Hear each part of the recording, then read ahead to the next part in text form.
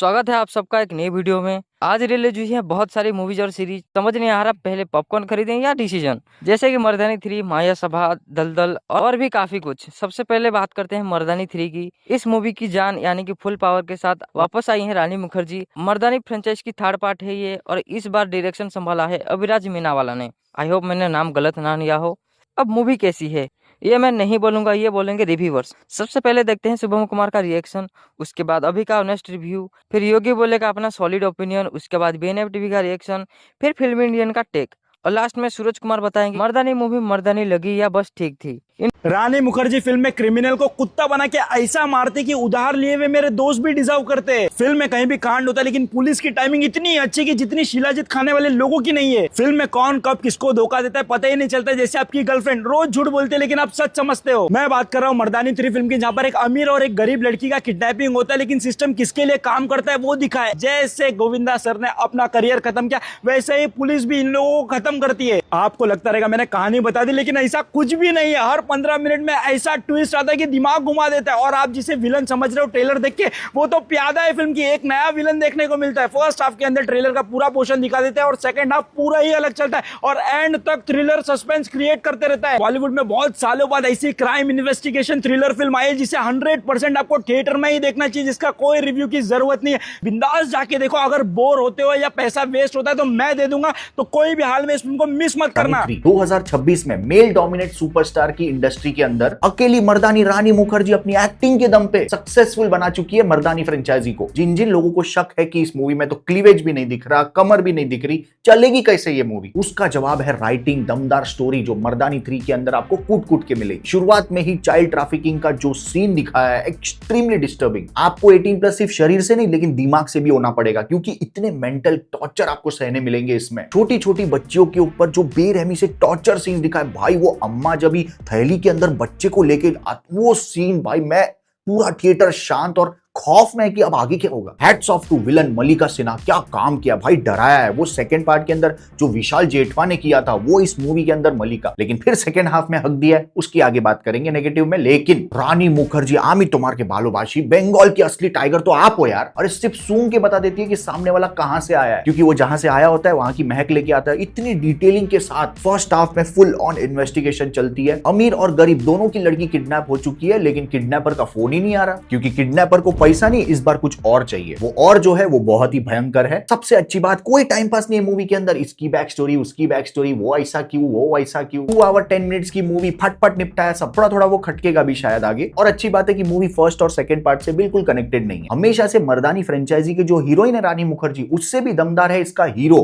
और हीरो कौन है? मूवी की राइटिंग, और बिल्कुल भी शर्म नहीं रखना डिस्टर्बिंग सीन्स दिखाने में। और इस मूवी का विलन, अब बात करें अगर नेगेटिव की, तो सेकंड पार्ट के अंदर विशाल जेठवा ने जो क्लाइमैक्स में दिखाया था रूप अपना ब्लू कलर के अंदर पेंट में, वो कमी आपको साफ महसूस होगी थर्ड पार्ट के अंदर। क्लाइमैक्स भाई बहुत फीका। और मूवी जिस तरह से ट्विस्ट लाती है स्टार्टिंग में, फिर वो एक साइकिल बना लेती है कि अब फिर आपको पता चल जाता है कि हाँ, ए के बाद बी होगा, बी के बाद सी होगा, फिर सी इज इक्वल टू ए। और उसके लिए आपको कोई एकदम शाना होने की जरूरत नहीं है। बेसिक से एक्टर की एक्टिंग से ही आप पता कर लेते हो, हाँ भाई ये आगे पता है क्या करने वाला। ऊपर से सबसे बड़ा ड्रॉबैक मैं पूरी मर्दानी फ्रेंचाइजी का ये कहूंगा कि इतनी अच्छी एक्ट्रेस है आपकी, वो भाई एक्शन कर सकती है, उससे करवाओ ना एक्शन आप। मैं कहां बोल रहा हूं आपको कि पठान और जवान जैसा मास मसाला एक्शन दिखाओ। अरे भाई hand to hand basic combat तो दिखा दो। एक मर्दानी के हर पार्ट, पहले हाफ में पिक्चर काफी अच्छी चल रही थी। इंटरवल के पहले भी एक बढ़िया मोमेंट उन्होंने बनाया था स्टोरी वाइज। सेकंड हाफ भी जब चालू होता है तो एक अच्छा क्वेश्चन वो लोग अपने सामने रखते हैं, इट्स इंटरेस्टिंग। तुम अगर एक्सपेक्ट कर रहे हो कि अब यहाँ पे एक बट आएगा, तो definitely there is a but. एकदम फिनाले जो है ना पिक्चर का फाइनल एक्ट, उसमें भी लास्ट के तुम 5-10 मिनट छोड़ दो, दैट वाज गुड। बट बीच का जो पोर्शन रह जाता है, ऐसा लगा कि movie is trying to do too much, और उसमें एक के बाद एक ऐसी चीजें दिखाई जा रही थी जो उतनी बिलीवेबल नहीं फील होती, उतना अच्छे से एग्जीक्यूशन नहीं दिखता है। ये तो हो गई इसके कहानी की बात, बट फिर भी मूवी ने ओवरऑल मुझे एक अच्छा एक्सपीरियंस प्रोवाइड किया। और उसमें रानी मुखर्जी का परफॉर्मेंस थोड़ा बहुत मास मसाले की तरफ अब ये फ्रेंचाइज लीन करने लगी, और वो तुमको डायलॉग में फील होता है। लेकिन सही है भाई, अब एक पिक्चर देखने गया हूँ, मुझे अच्छा लग रहा है। मर्दानी 3 की जब आइडेंटिटी वही है, पिक्चर को बनाया ही उसलिए गया है, तो मैं क्वेश्चन करूँ भाई तुमने प्रिजनर जैसा कुछ क्यों नहीं दिखाया, एकदम रॉ रियल ग्राउंडेड वाली चीज।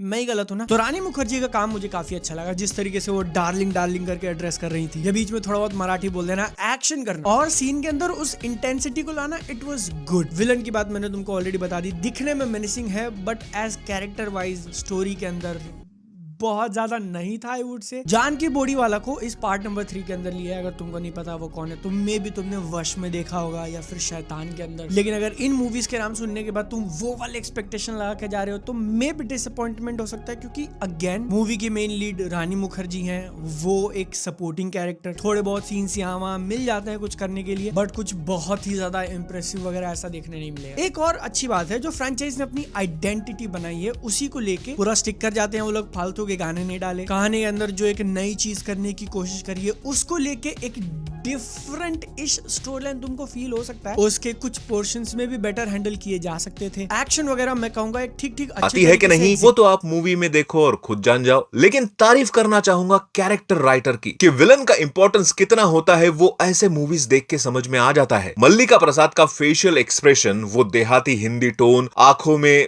एक एग्रेशन, हंसी में एक अलग ही दोगलापन। This is the way you perform the antagonist and she literally nailed it. But wait for the twist. इसके ट्रेलर में आपको अम्मा का विलन एंगल दिखाया गया है, लेकिन किंतु परंतु बंधु। अगर अम्मा डायन है तो एक और ब्रह्म राक्षस है इस फिल्म में जिसके बारे में हमको टीजर ट्रेलर में बताया ही नहीं गया, जो बहुत अच्छा हुआ एक्चुअली। नहीं तो जो सरप्राइज फैक्टर थिएटर में बैठ के मिला वो नहीं मिलता था। इवन उसके अलावा भी एक और ट्विस्ट है जिसको टीजर ट्रेलर में नहीं दिखाया गया, बट क्रेडिट्स में उनका नाम जरूर है, जानकी बोरीवाला, वही अपने वश वाली एक्ट्रेस जिनका भी एक इंपॉर्टेंट रोल है इस फिल्म में। इस फिल्म की कहानी ग्रिपिंग है, किसी भी तरह का फालतू में ग्लैमर या जबरदस्ती का गाना डालने की कोशिश नहीं की गई है जिससे प्लॉट में किसी भी तरह की रुकावट हो जाए या चलते हुए एंगेजिंग प्लॉट का लिंक टूट जाए। आपने एक कहावत सुनी होगी, 3 तिगाड़ा काम बिगाड़ा, बट क्या वो फिल्म लाइन पे लागू होती है? स्पेशली तब जब रानी मुखर्जी जैसी हीरोइन कमबैक करती है। मर्दानी 1-2 के बाद 3 आई है, साथ में फिर से खून खौलाने वाला सब्जेक्ट लाई है। एक नारी सब पे भारी, बुरी नजर डाली तो आंखें पड़ेंगी निकलवानी। बट सवाल पूछना तो बनता है, क्या इस बार कुछ अलग मिलेगा या फिर से स्पाई यूनिवर्स की तरह वायरफ एक और फ्रेंचाइज भावनाओं में बह के बर्बाद कर देगा? सबसे मस्त लगा मुझे फिल्म का एक डायलॉग, जब एक विलन पुलिस से बोलता है, हम जैसे तो फिर भी 100-200 हैं,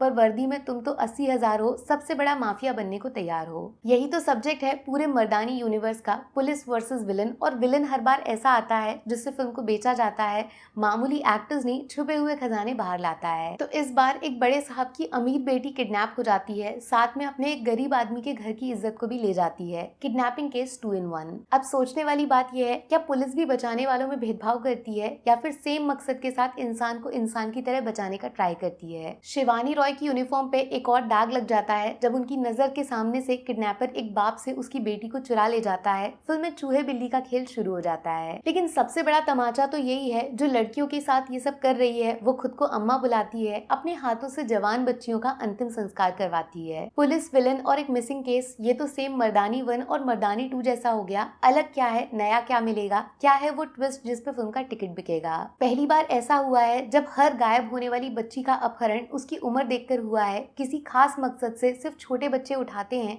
ये लड़कियों का शरीर नहीं, कुछ और ही बेचना चाहते हैं। ट्रेलर में दिखाए गए, सुनाए गए हर मटेरियल पे भरोसा नहीं करना चाहिए दोस्त। कभी कभी जो आंखों से दिखता है वो सच नहीं, सच बनने का नाटक करता है। जिसको आप विलन समझ रहे हो वो सिर्फ आधा अधूरा सच है, जिसको पूरा करेगा ऐसा चेहरा जिसके लिए रानी मुखर्जी और पब्लिक दोनों तैयार नहीं है। वैसे फिल्म में जानकी भी है, जिनको अगर आपने नहीं पहचाना तो क्या खाक अच्छा सिनेमा है। वश के वश से तो अजय देवगन भी नहीं बच पाए, आपने कैसे मिस कर दिया? सीधा सटीक रिव्यू बताती हूँ, हर फिल्म जरूरी नहीं है कि थिएटर में रिलीज की जाए, क्यों ना एक बार अच्छे कंटेंट को डायरेक्ट OTT पे रिलीज किया जाए। तो थिएटर में देखने गया वो है रानी मुखर्जी की मर्दानी 3। अब देखो ये फीमेल लीड की इतनी बड़ी फ्रेंचाइजी है जो पार्ट 3 तक पहुंची, एंड भाई साहब थिएटर में ऑडियंस भी दिखे, तो इससे अच्छी बात क्या हो सकती है। अब इस फ्रेंचाइजी से जितने भी लोग वाकिफ है वो लोग अच्छी तरह से जानते हैं कि भाई इस सीरीज में परफॉर्मेंस से लेके विलन सेटअप जो है ना वो आउट ऑफ द वर्ल्ड रहता है। आई मीन क्या ही सेटअप करते हैं लोग, जो आजकल के टाइम पे मेल ओरिएंटेड फिल्म में भी नहीं नजर आते उतने टफ विलन। आप रिसेंट टाइम में पुष्पा 2 जैसी बड़ी फिल्म में ही देख लो भाई, फहद फाजिल जैसे तगड़े विलेन को भी इतना नल्ला दिखा दिया कि हीरो के सामने उसको एक बार भी जीतने ही नहीं दिया, क्योंकि हीरो की ही वाहवाही होनी चाहिए। बट थैंक गॉड, सोचने वाली बात है कि वो साइड में हीरो के सामने विलेन कमजोर रखते हैं ताकि हीरो को ही लोग याद रखे। वहीं यहां पर अच्छी बात है कि भाई हीरोइन के सामने विलेन्स पावरफुल रखे जो एक कंपटीशन फील कराता है। तो भाई ये इसकी मेरे को सबसे अच्छी बात लगती है। तो नो डाउट पार्ट 3 में भी विलेन अपने को पावरफुल देखने मिलते हैं, जिनको हमने ट्रेलर में ही देख लिया था। वो अम्मा का कैरेक्टर जो मल्लिका प्रसाद प्ले कर रही है, उन्होंने तो बहुत अच्छा प्ले किया, लेकिन इनका एक स्मार्टनेस मेरे को अच्छा लगा कि ये एक और विलन था फिल्म के अंदर जो इन्होंने हाइड करके रखा था, एंड जब वो पर्दे पे आता है वो एक सरप्राइजिंग भी फील होता है एंड प्रेडिक्टेबल भी। तो मर्दानी 3 भी अपने पुराने टेम्पलेट जैसा ही चलता है, जहां पर नया केस देखने मिलता है चाइल्ड ट्रैफिकिंग का, जो कि जोरदार साउंड तो करता है ताकतवर विलन के साथ। बट ना पता है होता ये है कि ये वाला पार्ट ना मेरे को थोड़ा फिल्मी लग गया, ड्रामा लग गया, एंड यहां पर ना मेरे को रानी मुखर्जी प्रीवियस पार्ट से लाउड भी लग गई। हाँ, ये 2 घंटा 10 मिनट की फिल्म आपको कंप्लीटली हुक करके रखता है, एंगेज करके रखता है, बट जब ट्विस्ट एंड टर्न्स आते हैं वो डेफिनेटली प्रेडिक्टेबल का माहौल कर देता है। लेकिन सेकंड हाफ में जब फिल्म आती है ना, मैं बोल रहा ना, वहां पर थोड़ा ड्रामा फील हो जाता है कि ये अब थोड़ा फिल्मी कर दिए। तो भी अगर मैं मर्दानी 3 को एक लाइन में रिव्यू कर तो इतना ही कहूंगा कि इट्स अ डिसेंट शो। हाँ, इन सबका रिव्यू देखने के बाद फाइनल डिसीजन आपका होगा टिकट खरीदनी है या पैसे बचाने हैं। इन सब का फुल डिटेल रिव्यू वीडियो आपको डिस्क्रिप्शन में मिल जाएगा, वरना बाद में मत बोलना कि बताया नहीं। चलते हैं दलदल सीरीज की तरफ, जिसमें लीड रोल में है भूमि पेडनेकर। ये एक थ्रिलर ड्रामा सीरीज है, मतलब लाइट देखने के बाद मूड हो तो आपके लिए। तो बिना टाइम वेस्ट किए चलिए सीधी रिव्यू की तरफ चलते हैं। सबसे पहले देखते हैं अभी का रिव्यू, के बाद सूरज कुमार का टेक, और लास्ट में देखते हैं योगी बोलता है का ओपिनियन। इसकी पेडनेकर कौन से भूमि का पेड़ का फल खा लिया रे, तू किधर थी? वो क्या thank you for coming Royals, वो लेडी किलर अर्जुन, ये सब लोग के पीछे काफी टाइम बाद फाइनली भूमि पेडनेकर के अंदर का एक्टर बाहर आया है। दम लगा के हईशा, भक्षक और अब दलदल, ये 3 बाप लेवल की परफॉर्मेंस है इस सीरीज के अंदर भी। फुल दबंग और एकदम एंग्री पुलिसिंग स्टाइल, और यही इसका स्टाइल इसको मुंबई की यंगेस्ट डीसीपी बना देता है। अब सबसे पहला केस इसको मिला एक सीरियल किलर जो हाथ काटता है, पहले ऐसे काटते तीखा है, फिर काटने के बाद मुंह में कुछ ना कुछ ठूस के मार देता है, और आपको पहले एपिसोड में ही बता देते हैं कि कौन है सीरियल किलर। अब ये सीरियल किलर है, तो भूमि पेडनेकर को कैसे कैसे कैसे वो इसके तरफ पहुंचती है, वो है पूरी वेब सीरीज। और जिस तरह से वो पजल सॉल्व करते करते यहां पहुंचती है, वो जर्नी आउटस्टैंडिंग, एकदम टॉप क्लास की एक्टिंग और सारे लॉजिकल सीन्स। जिसने भी इस सीरीज की राइटिंग की है भाई, तुमने जरूर हाथ सैनिटाइज करके लिखा है, क्योंकि कुछ भी गंदा नहीं किया है। कनेक्टिंग द डॉट्स वाले सीन है। एक एपिसोड के अंदर एक मर्डर हो जाता है, तो लड़की टेंशन में जाती है, तो लड़का उसको मनाने के लिए, उसको चीयर अप करने के लिए बाहर घूमने के लिए लेके जाता है और भुर्जी खिलाता है। तुरंत 3 एपिसोड के बाद जब वो लड़का इस डर में है कि कहीं वो मर्डर के लिए मैं ना फंस जाऊं, तो वो लड़की उसको भुर्जी बना के खिलाती है। सीरीज की सबसे बेस्ट चीज है कि इसका 30 मिनट्स के छोटे छोटे एपिसोड, और हर एपिसोड के एंड में वो क्लिफ हैंगर जो आपको अगला एपिसोड देखने के लिए मजबूर करे, जिस वजह से मैंने एक फ्लो के अंदर पूरी की पूरी खत्म कर डाली। हर क्राइम थ्रिलर सीरीज जो फीमेल ओरिएंटेड हो, उसमें हम देखते हैं कि जबरदस्ती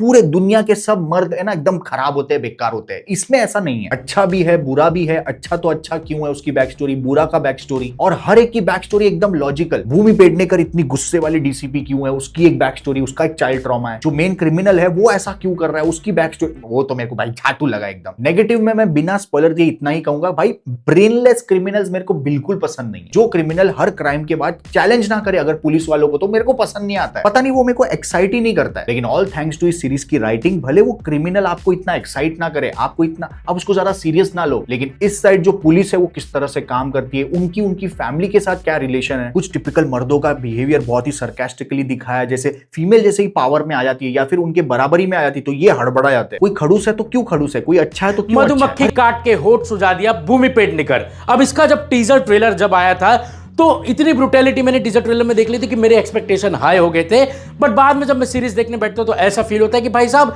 जितना टीजर ट्रेलर में ब्रुटैलिटी देखने मिला बस उतना ही है केवल सीरीज में। अब 7 एपिसोड का ये शो एकदम सॉलिड स्टार्ट लेता है, जहां पर ब्रूटल एक्शन देखने मिलते हैं, म्यूजिक देखने मिलते हैं, सबका अंदाज एकदम सही रहता है। लेकिन उसके बाद जब ये टाइटल को जस्टिफाई करता है दलदल को, शो थोड़ा डिप्रेसिंग मूड में चले जाता है, बिकॉज भूमि पेडनेकर का जो बचपन का कहानी रहता है, जो उनकी मां बर्ताव करती है, वो भूमि पेडनेकर के लिए ट्रॉमा रहता है। तो वहीं विलन साइड में जो लड़की रहती है उसका भी बचपन कुछ ऐसा ही गुजरा रहता है, एंड उसका आशिक के साथ जो लफड़ा रहता है वो भी काफी ट्रॉमा से भरा रहता है। तो वुमेन वर्सेस वुमेन इस शो में पूरा देखने मिलता है, जिसकी हलचल एकदम शोर शराबे के साथ तो होती है, लेकिन एकदम ज्यादा ही डिप्रेसिंग एंड स्लो मोड में। नो डाउट पूरे 7 एपिसोड में कहीं भी आप ऐसा बोर या स्किप करने वाला फील नहीं करोगे, बिकॉज परफॉर्मेंस इतना जोरदार है पूरे कास्ट का। स्पेशली वो लड़की जिसका नाम है समारा तिजोरी, भाई उसने क्या काम किया है। स्पेशली लास्ट एपिसोड में तो ऐसा माहौल सेटअप होता है कि आपको वो एडोलसेंट सीरीज की याद आ जाएगी। वही चिन्मय मांडलेकर तो पहचान में भी नहीं आए मेरे को। तो overall Daldal web series is a a decent show जहां ना कुछ आपको ज्यादा खराब लगता है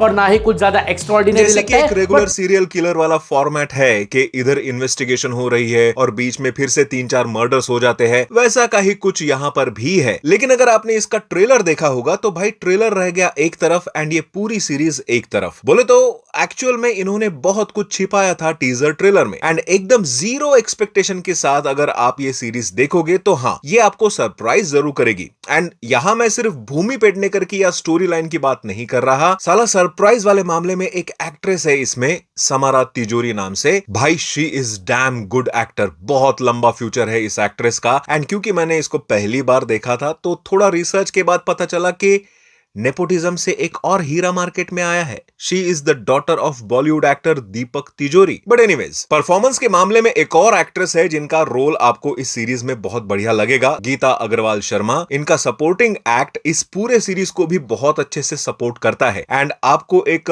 इमोशनल एंगल भी दे जाता है। बाकी एक्टर्स भी बहुत तगड़े हैं एंड ऑलमोस्ट सारे एक्टर्स मराठी है क्योंकि ये प्लॉट जहां सेटअप हो रहा है वो मुंबई का ही एरिया है। तो पूरे सीरीज में बहुत बार आप एकदम से मराठी डायलॉग सुनोगे तो चौक मत जाना। सीरीज को काफी रॉ रखने की कोशिश की गई है, बहुत ज्यादा ड्रामा या सस्पेंस इस सीरीज में नहीं मिलेगा क्योंकि किलर कौन है ये यार साला दूसरे एपिसोड में ही पता चल जाता है। बस उसके बाद उसको कैसे पकड़ा जाए, बस इसी पर पूरी सीरीज घूमती है and that's the big negative point. लेकिन जहां ये एक मेकर का पर्सपेक्टिव था, but as a audience last में जाकर आई फेल्ट कि अगर किलर को लास्ट या सेकंड लास्ट एपिसोड में रिवील करते तो और भी ज्यादा क्यूरियोसिटी बढ़ती थी। इसका भी फुल डिटेल रिव्यू वीडियो आपको डिस्क्रिप्शन में मिल जाएगा, जाकर देख लो, फिर डिसाइड करो बिंज वॉच करना है या नहीं।